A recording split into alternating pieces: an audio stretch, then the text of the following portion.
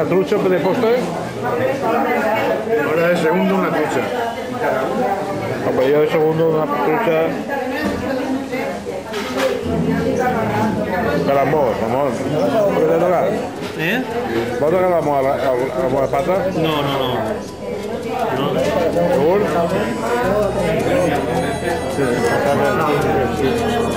La sal, no havia que posar molt de la sal. Dar otra vuelta y dar otra vuelta y ver con la receta. Guisa salat, guisa dolç, guisa bondol, guisa salat, guisa salat.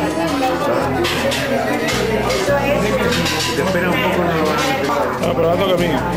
Tira el plat. Por favor, un poco de sal.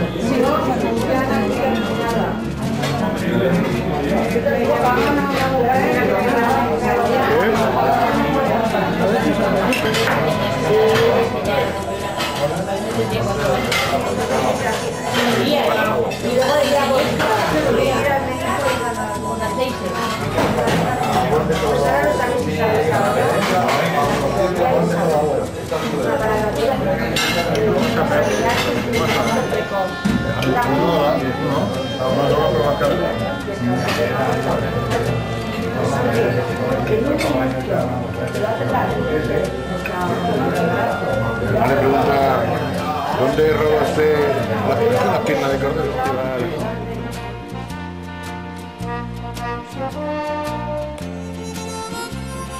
Bueno, esto ya es lo final.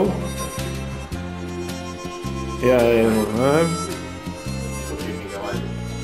i així estic jo i això sóc jo i ara morarem tots. Jo també tinc fotos de algun familiar en el cavallet.